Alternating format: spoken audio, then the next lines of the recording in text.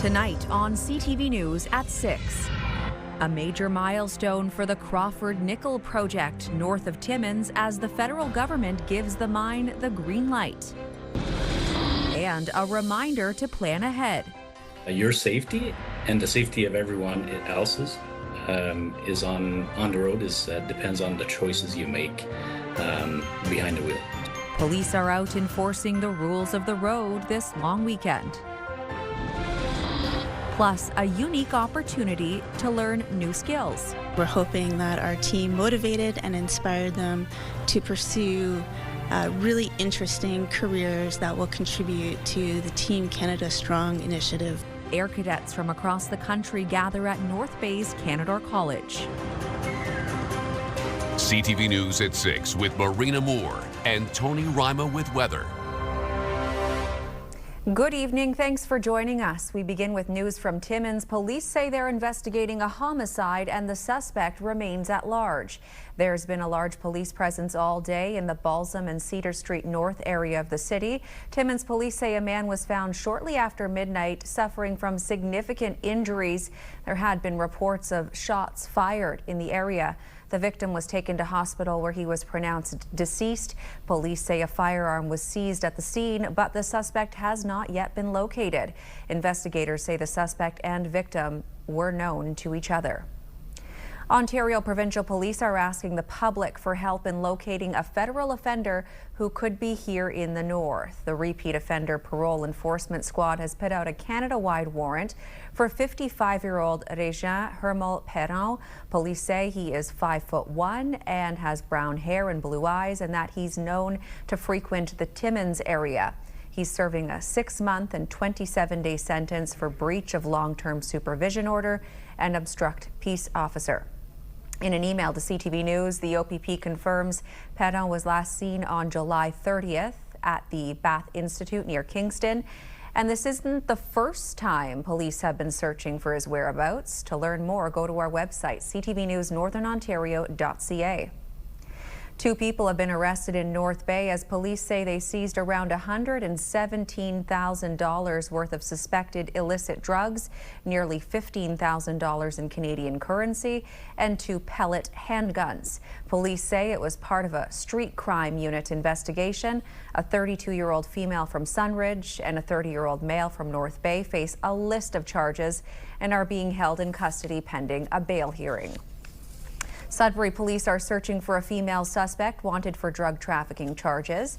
28-year-old Yasmin Santos is wanted on 2 counts of drug trafficking after a major drug bust in February. At the time, officers seized $150,000 worth of illicit drugs and arrested 2 people from Southern Ontario. The federal government has given the green light for the Crawford Nickel project in Northern Ontario as part of Ottawa's efforts to fast-track major projects in this country. It's an open-pit nickel-cobalt mine and on-site metal mill about 40 kilometers north of Timmins.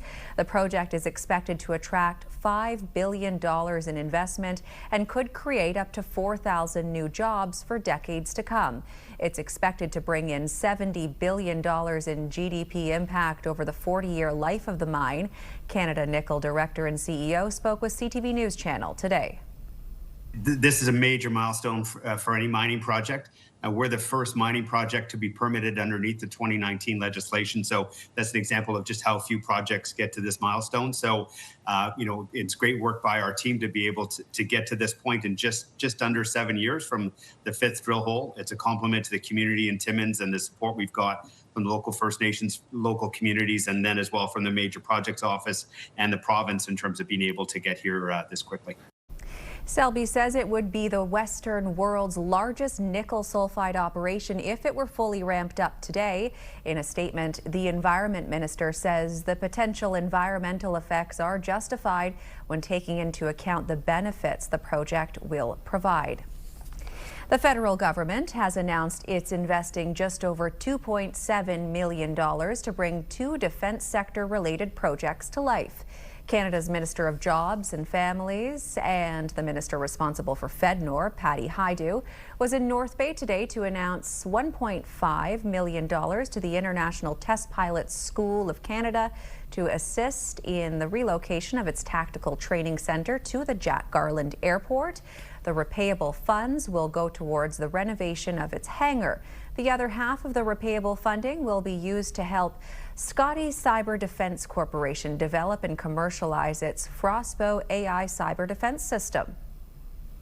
The commitment that the Prime Minister has made is that not only are we going to be able to defend ourselves, we're going to be able to participate and continue to participate in NATO at speed where needed and as required. We have 65 employees here today, 50 of which are locals. So huge for North Bay.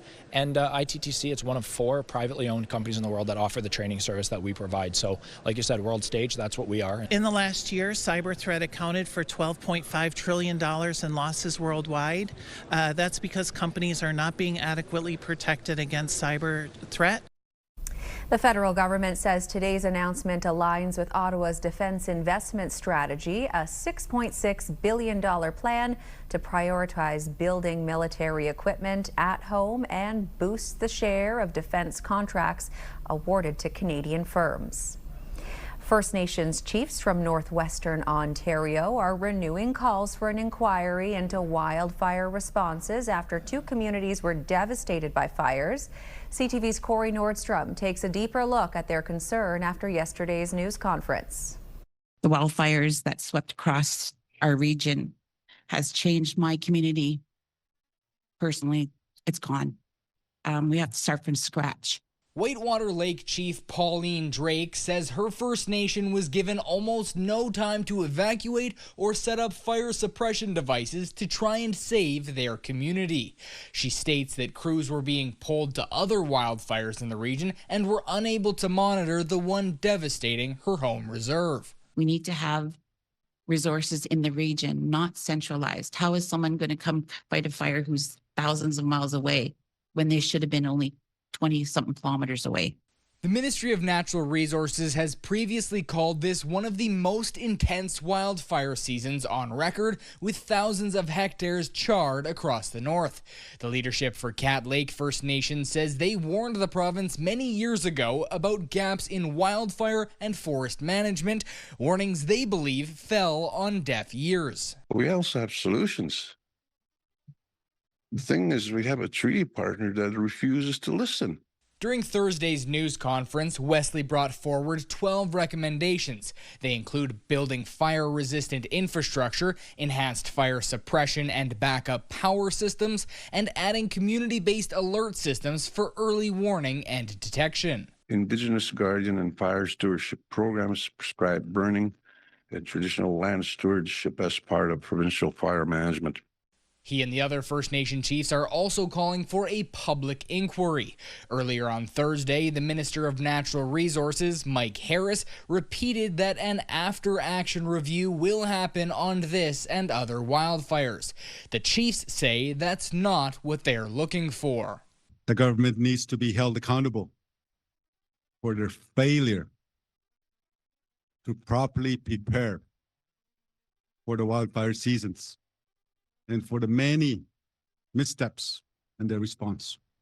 In a written statement to CTV News, a Ministry of Natural Resources spokesperson says, quote, "We are in constant contact with First Nations communities and have taken action to improve coordination this fire season, including requesting assistance from the federal government to speed up evacuations and supports," end quote. Corey Nordstrom, CTV News, Sault Ste. Marie. Time now for our first check on weather, and everyone's keeping a close watch as the long weekend is kicking off. Let's bring in CTV's Rick Wyman filling in for Tony Rima to tell us if it'll be good camping weather, and right now, well, not looking like it, Rick. Maybe by Sunday. You might get a couple of days out of it, Marina. Right now, we're off to a slow start, all kinds of precipitation. Rainfall warning as issued by Environment Canada, but as my good friends up in Cartier told me, Rick, it's dry. We need some wet weather. Let's take a look at that low pressure system approaching northeastern Ontario, raining in Greater Sudbury right now. We'll get into some of the amounts a little bit later on. So again, tonight, tomorrow and again during the day in some areas. So we'll talk about those numbers and a lot more, Marina. Slow start, but it will get better by Sunday. Back to you. Thanks for that, Rick. Well, as you know, the long weekend is here, and yes, that means police will be out on the roads in full force, making sure that drivers are abiding by the rules. Also, as CTV's Madison Marier tells us, the cost of gas may impact plans for many travelers. While gas prices have steadily increased as of late, one gas expert says this long weekend will give drivers a break. Markets are operating at a pace that they've never seen before. They're basically saying, well, there's no worries about fundamentals. Supply may be critically low, historically low, but we just don't care. And so for that reason, we're seeing oil drop. We're seeing gasoline drop as a result. On Saturday, net decrease of 6 cents a litre wholesale for gasoline here in Northern Ontario. McTagg says gas prices will be lower over the weekend and advises drivers to hold off on filling the tank for even better deals. You're coming from Southern Ontario, don't fill up in Southern Ontario. Wait till you get north of Barrie if you're going to Northern Ontario. If you're going east of Toronto, you want to fill up in cottage country there. Same for Muskoka. Now, some places will be a little higher, but generally speaking, prices are at least 5 to 10 cents a litre cheaper right now. And they're going to be another 8 to 9 cents cheaper on top of that. And with the many drivers hitting the road this weekend, police say they'll be busy keeping drivers safe. Your safety and the safety of everyone else's is on the road depends on the choices you make behind the wheel. So we're asking drivers to slow down, drive sober, avoid distractions, and make sure everyone is wearing a seatbelt. It takes a few seconds, and those seconds are very important, and they can have lifelong consequences. Thibault says officers will also be on lakes and ATV trails this weekend, while McTagg says these hobbies won't be getting the same break as drivers at the pumps. It's a bit of a game. Same for diesel. Gas stations don't make money on regular. They make it on premium, they make it on diesel, and they certainly make it on the beef jerky in their stores. While the next few days offers more affordable gas for drivers, the OPP reminds them to be aware of conditions and to drive with care and caution to ensure everyone has a safe long weekend. Madison Marier, CTV News, Sudbury. And still to come here on CTV News at 6. The latest from Sudbury on a push to bring more female police officers to the force. And a local athlete switching from hockey to soccer at the national level. Her story's coming up.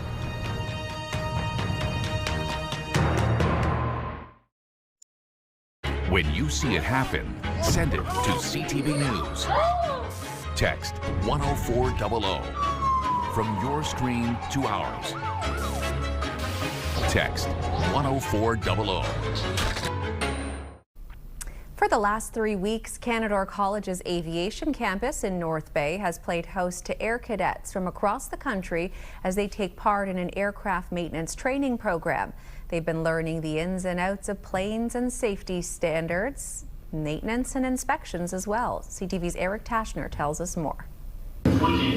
Phoenix Graham and Ender Giroux have their hands on the controls in the cockpit flying an aircraft simulator. Been a great experience to use those because myself, I've never done anything piloting wise except for just the theory. They're 2 of 20 air cadets who have been at Canadore's Aviation campus for the last 3 weeks, getting hands-on training in aircraft maintenance. All of that is really useful to pretty much any career in aviation.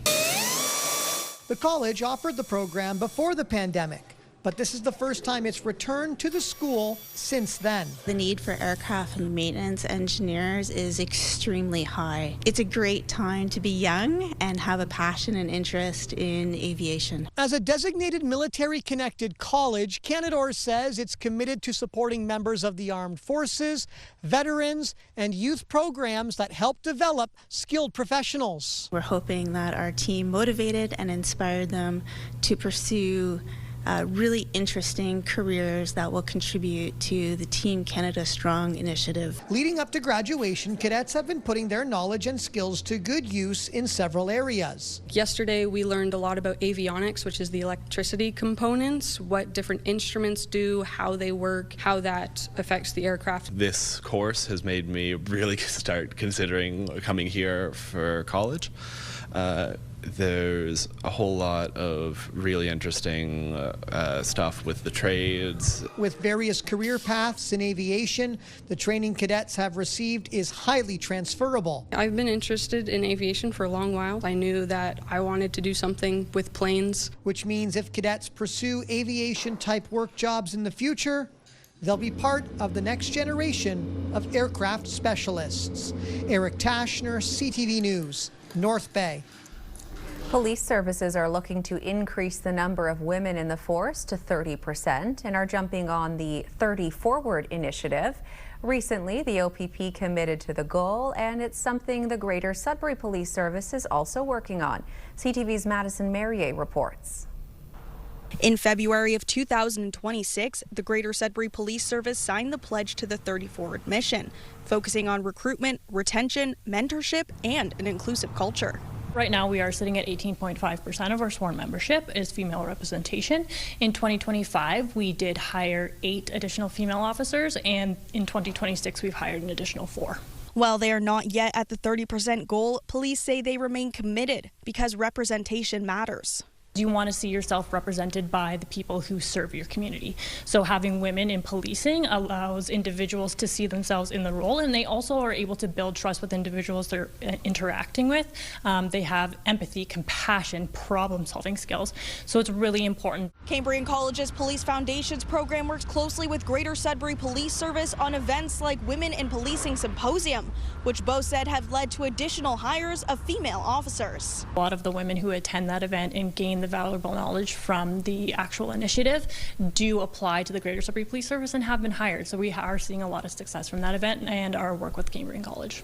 Cambrian College told CTV News their program is reflecting a higher number of women hoping to enter the trade, saying they have around 71 students with 22 identifying as female, making their program 31% women represented. GSPS says they have equal access for all positions. Women can see themselves in the K-9 division, forensics, and more. Madison Merrier, CTV News, Sudbury. Across the province, a network of turtle taxi volunteers and vet clinics is helping relay injured and sick turtles to the Ontario Turtle Conservation Centre in Peterborough. The one-of-a-kind turtle hospital is seeing its busiest season yet, with more than 1,900 turtles already admitted, compared to about 2,200 during all of last year. Most of the turtles were hit by vehicles, with a province-wide network of more than 1,600 volunteers helping getting them to specialized care. If it's a female carrying eggs, that could be a dozen turtle lives at stake. So we can recover a lot of eggs, even if the turtle itself doesn't make it. Turtles in general are decreasing in the province. If I can help out a little bit, at least we can keep the species going. And the Conservation Centre says if you see a turtle crossing the road and it's safe to stop, you can help it across the road in the direction it was already going. Back we go to Rick Wyman now for a check on the current conditions this Friday evening. Rick, how are things looking out there as everyone settles into the weekend? I told you a few moments ago it was raining. Well, it stopped in Greater Sudbury. But we'll get more. We'll get more. We got 30 to 40 millimeters of precipitation in the forecast. You can see this system moving through right now. And again, we'll delve into some of those numbers, Marina, very shortly. Let's check out some of the other current conditions. Moosonee, some sun and cloud 18, Cochrane 28. Hot, heavy, humid air in the forecast, at least for the better part of today. That'll change with the rain. 29 in Timmins, 25 in Kapuskasing, some cloud cover, 24 in Chapleau. Wawa, severe thunderstorm activity for tonight. And again, 10 to 20 millimeters of rain, 22 right now. The Sioux, mainly cloudy at 24. Parry Sound at 28 with the sunshine. North Bay, 28. Temiskaming Shores, 30. Kirkland Lake in the KL, 29 as well, some sunny skies. Rain activity on again, off again. Greater Sudbury, 28. Espanola, 28. Some sun, some cloud. Elliott Lake, some rain as well, 29. And Gore Bay at 27. So, Marina, our currents, we'll get into the harder numbers coming up very shortly. The 7-day forecast and the pick of the day. Back to you. What a mix out there right now. Thanks for that, Rick. Next here on CTV News at 6, we check in on staff and travelers at Pearson Airport and how they're handling the potential WestJet strike. Plus, it's being called an extreme crisis as Spain and France deal with devastating wildfires. WestJet has begun parking its planes ahead of potential labor disruption this weekend. Flight attendants could walk off the job as early as Sunday if a deal is not reached. CTV's Beth McDonnell reports. WestJet customers are nervous whether they're flying shortly before the deadline. We changed our flight for today and we're going one way to Vancouver. Or need to be back home later this month. We're going to the Philippines. We're only there for 2 weeks.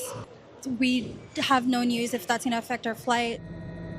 This afternoon, an update from the airline. The company says negotiations haven't resulted in an agreement, and it must begin the difficult process of parking Boeing 737 planes. This necessary step allows the airline to maintain operational control and protect the integrity of the broader network. Most importantly, this proactive measure minimizes the risk of stranding guests and aircraft. WestJet is allowing passengers between now and Tuesday to cancel their flights or make one-time changes to their bookings. So if you're someone who needs to catch a cruise, whether it be in Florida or Europe or wherever, and you need to get there, I would probably book a fully refundable flight or find alternative methods just to get there. If you're a week out, yeah, you could probably sit and wait for a few more days. The cabin crew's main sticking points are over wages and compensation for work when planes are not in the air. You have to report at the airport an hour before the flight leaves. When you get on the plane, you have to do checks that are mandated by Transport Canada. So these are making sure that all of the safety equipment on the plane is working. Then you have boarding, and during boarding, we're briefing passengers. There's lots and lots of things. You're not paid for the time that you're sitting in between flights. Air Canada flight attendants went on strike last year for the same reason, the dispute affecting 500,000 passengers. But not all hope is lost. Having a deadline when parties are far apart can allow for the right conditions for a deal, says this labor expert. The way that it should work is that deadline creates that pressure cooker environment and creates the incentive to sort of knock your heads together and overcome your differences. Passengers ready to board planes today are feeling relieved. Yeah, it would be a nightmare if I got it after. Happy to be on their way before flights could be canceled. Beth McDonnell, CTV News. The U.S. is reportedly investigating if Iranian hackers could be behind a series of cyber attacks on water systems in Minnesota. Donald Trump doesn't seem to believe that country is responsible. And they blame it on Iran. I don't think so. I blame it on Minnesota because they're grossly incompetent. Officials are urging water organizations across the country to ramp up their security. The FBI says some of the systems targeted reported flooding and a loss of pressure. Hackers were allegedly able to crack various passwords to take control of the water supply, in some cases even shutting it down completely. Meanwhile, while his country remains at war with Iran, U.S. President Donald Trump says a deal is in place that could reshape the future of the Gaza Strip. Trump outlined details on social media, writing in part, "The Board of Peace reached a historic agreement for the complete disarmament of Hamas and all other armed groups in Gaza. This is a monumental step toward lasting peace and security." He went on to say the agreement will be carried out in carefully structured phases. As disarmament is completed, Israeli forces will withdraw and the International Stabilization Force will work with a new Palestinian police force to take responsibility for Gaza being safe for its residents and its neighbors.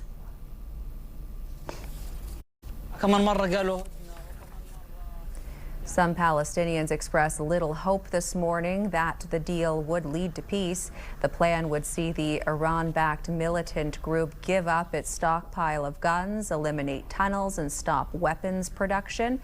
It also calls on Israel to end its attacks in Gaza and withdraw its forces to where they stood in October. A Hamas official says they have reached an agreement on disarming, but Israel has yet to say if it accepts the deal after previously saying it was intent on destroying the militant group. The battle against wildfires continues in Europe as the fourth heat wave of the summer rolls on. More than 1,000 people have been evacuated from the northwestern parts of Spain, with the military working to extinguish 3 separate fires in the area. The Spanish Prime Minister has called the crisis extreme, saying there are at least 10 active wildfires that are causing concern. Meanwhile, firefighters in France are continuing their efforts to extinguish thousands of hotspots left by a major wildfire that ravaged forests in western parts of the country. Aerial footage shows smoke still rising and firefighting aircraft dropping water over the burned landscape. French authorities say weather conditions have helped them calm the situation, allowing over 140,000 residents to return home, but officials warn firefighters will remain deployed for now. There's more news ahead, but first your full weather forecast with Rick Wyman and hopefully a little sunshine to enjoy the next few days, Rick, but right now we're talking rain. How much? We are talking rain, 30 to 40 millimeters, Marina, as I mentioned last hour in Greater Sudbury, 10, 15 to 20 for the most part across the northeast, and rain will continue for tomorrow. We'll get into some of those numbers. Precipitation as it stands right now, continuing right through up until Saturday morning, then perhaps the afternoon as well. We'll get into some of those amounts, and we'll continue with your weekend forecast. You're not going to love it. Overnight, shower activity in Greater Sudbury, risk of a thunderstorm, pretty well the same story. Sault Ste. Marie, Timmins, Temiskaming Shores, and North Bay. Severe thunderstorm warning for Wawa. My friends in Wawa, showers 10 to 20 millimeters tonight. But again, that warning from Environment Canada, Kapuskasing, Moosonee as well, Gore Bay and Perry Sound. So again, various conditions. It looks like Moosonee's off the hook. Let's take a look at Sudbury Nickel Belt. Shower activity for tomorrow after 30 to 40 millimeters for tonight. 10 to 20 tomorrow. Sunday, some chance of showers. Monday, Tuesday, sunny skies. And Wednesday, chance of showers once again. Moving on over to Sault Ste. Marie and Algoma. For tomorrow, 10 to 15 millimeters, but tonight, 20 to 30 millimeters of rain, showers, sunny skies Sunday, Monday, Tuesday, some sunshine Wednesday with the chance of showers as well. Remember, I never promised you a rose garden, as the song goes. Timmins, Cochrane, Kapuskasing, really getting away from a lot of that rain, clearing tomorrow at 20, 23 sun and cloud Sunday, Monday, sunshine, sun and cloud Tuesday, and the chance of showers for Wednesday of next week. How about Temiskaming Shores, Kirkland Lake? Exactly 20 to 30 millimeters of rain for tonight, overnight for tomorrow, 10 to 20. Showers, sun and cloud Sunday, Monday, Tuesday, sunny skies, and Wednesday, the chance of showers. And finally for North Bay, West Nipissing, showers for tomorrow, 21.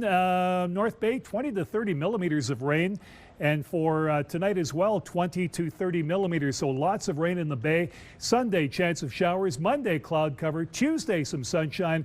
And Wednesday, some sun and clouds. So pretty well an identical forecast across the Northeast because of the rain. But things, as I said, will get better by at least Sunday. Maybe with the exception of North Bay, West Nipissing. But again, those rainfall announcements for tonight, certainly not good, especially for Greater Sudbury, 30 to 40 millimeters. And again, pretty well 20 to 30 in the Sault, Temiskaming Shores, North Bay, and 10 to 20 in Wawa. Lillian Pakula, if you will. For my friends in Hearst tonight, we've got to mention the pick of the day. Carol, not Matachuan, by the way, but I've got to give a big shout out to my friends in Hearst. They say Hearst should get its due on the forecast. So you've got it. And Carol, you've got the picture tonight because I like this. Check out the reflection here on Flat Lake. It's beautiful. Nice sunset. Thank you so much. Perhaps we'll feature your picture coming up on Tuesday. Stick around. Marina will have more news coming up right after the break.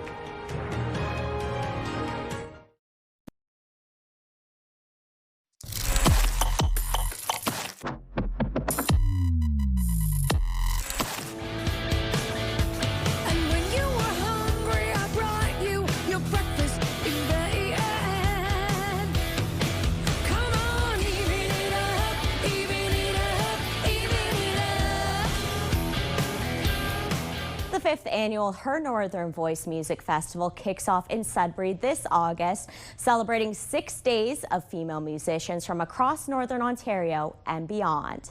Headlining opening night is rock icon and Canadian Music Hall of Fame nominee Lee Aaron, who will undoubtedly set the stage on fire Friday, August 7th at the Grace Hartman Amphitheatre. Lee joins us via Zoom from British Columbia. Lee, thanks so much for joining us. Oh, it's my absolute pleasure to be here. And you're kicking off the festival. How does it feel to set the tone for a festival celebrating women in music? Well, I'm absolutely honored. I mean, I'm an Ontario girl, so I lived there for many years, and it's wonderful for me to be involved in these festivals, and especially, you know, I'm seeing a little more of a trend these days toward leaning toward really celebrating female Canadian talent. And so, you know, it's such an honor. Susan Aglukark and Chantal Kreviazek are amazing artists. And what I also love about this festival is the way that the Sudbury Performance Group has really branched out and created quite a bit of diversity in terms of just our musical styles, the genres. So yeah, we're kicking off Friday night with a set of all my hits, classic rock, and again, it's just amazing to be involved in something that's so diverse and just celebrating female talent. So yeah, I'm excited. Amazing. And final question, you know, your shows are always high octane. What can Sudbury audiences expect when you take the stage? It's going to be a really, really amazing experience. And you know what else is so great about these days is sometimes I go to these shows and it's like, I see like Dad, but I also see Grandpa, who's a fan. And Dad has brought, you know, his daughter, who's, you know, 10 or 12 or 18 years old, you know, and I get to see multi-generations of people coming to my shows. So it's really incredible. And that's so rewarding for me. Multi-generational for sure. I love that. Lee, thanks again for chatting with us. Oh, my absolute pleasure. I can't wait till August 7th. It's going to be such a fun show. Hope to see people there. Yeah. That was Lee Aaron. She takes the stage Friday, August 7th. You can find the full lineup at sudburyperformance.ca. The Sudbury Wolves are already preparing for the upcoming OHL season, which gets underway by mid-September. Today at Dynamic Earth in Greater Sudbury, the team introduced its first-round draft pick, Cash Quadje. He was selected 5th overall and is coming off a season where he scored 28 goals and added 35 assists. I have a high hockey IQ that I want to show that I work my hardest in every area and every aspect of the game, and just that I'm a great teammate who will do anything for his teammates. He's going to make, I think, instant offense to our lineup. You know, last season at some points we were relying on, you know, certain guys to carry the bulk of the scoring, and I think he can jump right in and add to that. And for me, it really doesn't matter if he's 16 or a guy's 20. If he's one of our best players, he's going to play the most minutes, and you know, he's going to work towards that to push guys so that he's the guy going out there in key situations. And the Wolves training camp begins in just a few weeks. A Sudbury athlete who's competed for Canada in hockey is trying her hand at soccer on the national level, but the switch is made even more extraordinary because she's blind. CTV's Angela Gemmel has the story. Right post. Left post. Center. Amanda Provan's mother gives her audio cues as the two get in some practice on the pitch. The blind hockey player is trying a new sport. Blind soccer has given me a kind of a new aspect on teamwork where you're seriously relying on your other teammates and your coaches because you don't have any use of any vision that you may have. Legally blind since birth, Provan has just 3% vision, but that hasn't stopped her. She's been playing hockey since the age of 12 and was the first woman to play on the Canadian national blind hockey team.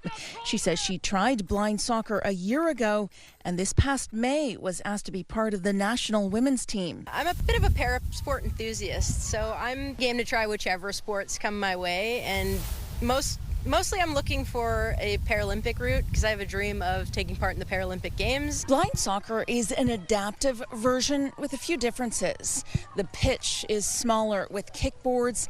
Teams are made up of 5 players, all wearing eye shades regardless of their level of vision. Sighted goalies provide verbal direction during games, and there's an auditory ball. Obviously, without the sense of sight, it really increases people's awareness of what they're listening for, but also the communication that's being provided to them. So it needs to be succinct, on point, and fast. Matt Greenwood coaches Canada's women's blind soccer team. He says given Provan's athletic background, it's been a smooth transition from hockey to soccer. Sometimes it does look a little bit like hockey getting kind of crushed up against the boards with 2 or 3 players. And Amanda is just more than comfortable to be in that environment and kind of physically strong enough to hold off an opposition player. Provan will head with the team to Brazil this September when Canada participates in the American Championship. Angela Gemmell, CTV News, Sudbury. And still ahead here on CTV News at 6. Health Canada ends discriminatory sperm donation rules for gay men. We'll have reaction and the details after the break.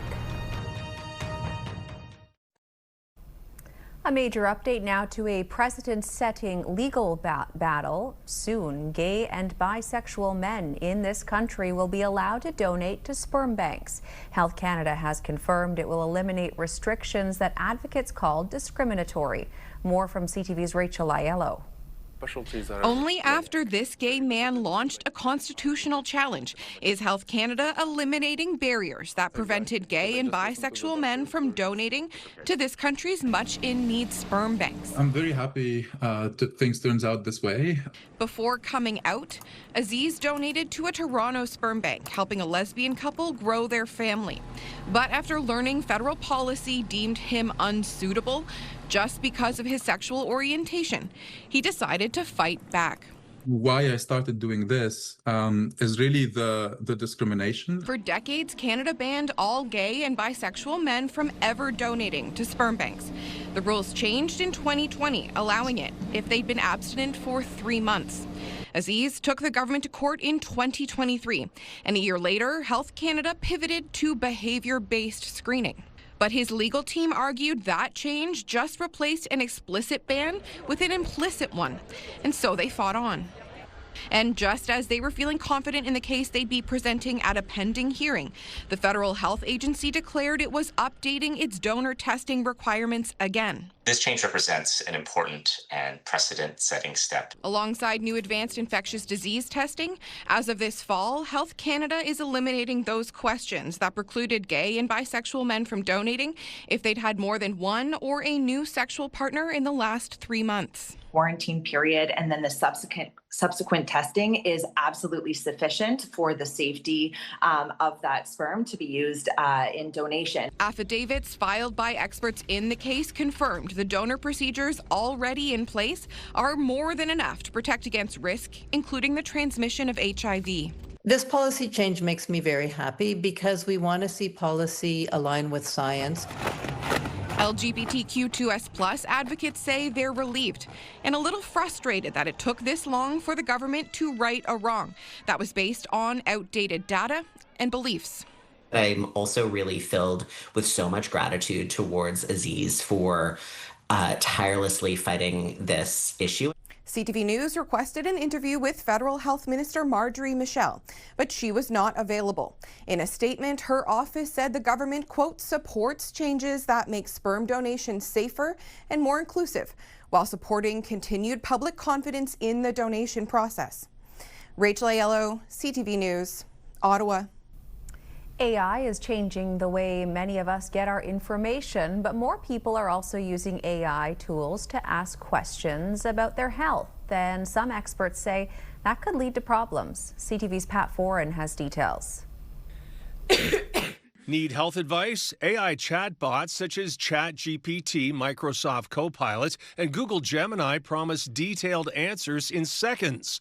One survey found 17% of adults ask AI chatbots health questions at least once a month. There are a lot of reasons you might go to a chatbot for answers. The chatbots can answer health questions and sound convincing.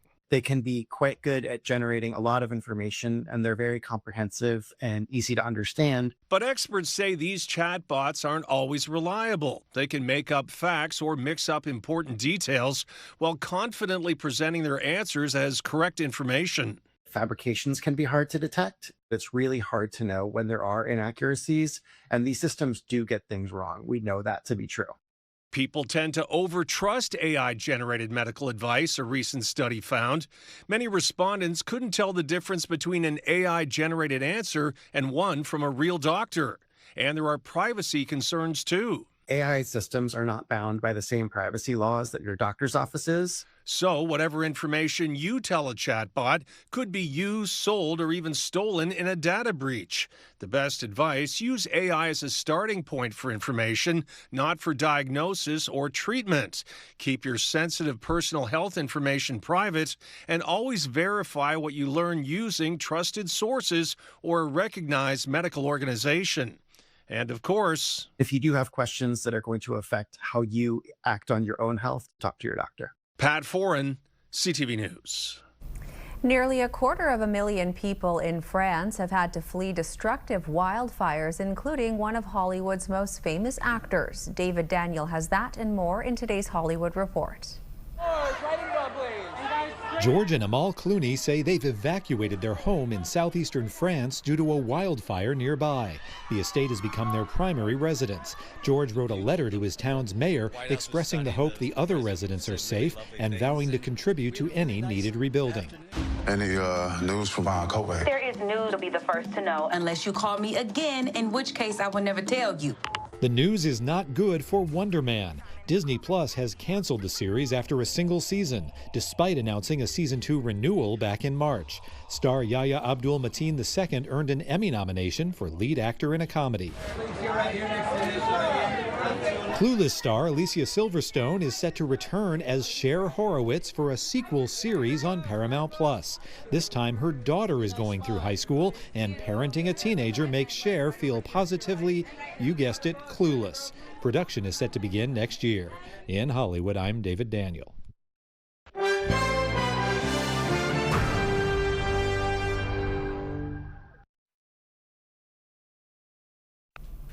Canada's gross domestic product beat expectations in May, posting solid growth for a second straight month. BNN Bloomberg's Christine Lee has the latest.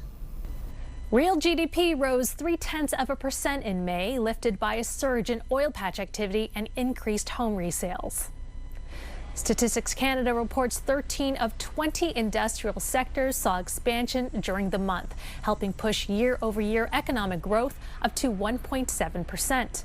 Preliminary data suggests growth continued into June. Canada is on track for an estimated 0.8% expansion in the second quarter. Here are the closing numbers for the day. The Canadian dollar is down to 71.34 US. West Texas Intermediate is up almost $1 to 84.58 US a barrel. Western Canadian Select is down over $1 to 65.85, and the TSX lost almost 280 points today. Those are your business news headlines. I'm Christine Lee. Let's take a look now at the current prices for some key commodities we watch. Gold down 60.16, closing the day at 40.43.33 US an ounce. Silver down 1.42, copper up 2 cents, and nickel up a penny, ending the day at 7.74 US a pound. All right, Rick is back now with one last look at the weather for Saturday.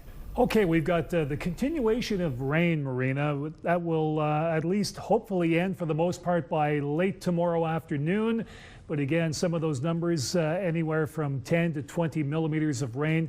And again, it all starts this evening and will continue overnight. Risk of thunderstorms for tomorrow, Greater Sudbury, 22. Timmins, well, gradual clearing, 20. Sault Ste. Marie, 22 with the showers. And again, that rain, 10 to 20 millimeters tomorrow. Showers in North Bay at 21. Perry Sound, 25. Risk of thunderstorms. And Temiskaming Shores, 20 with the showers. So we wish everyone a happy and safe long weekend, Marina. It's just off to a slow start. What can I say? Back to you. That's all right. We'll make the most of the rain. Thanks for that, Rick. Finally for us tonight, a wallet lost a long time ago has made its way back into the hands of the owner's family. We think somebody may have taken it.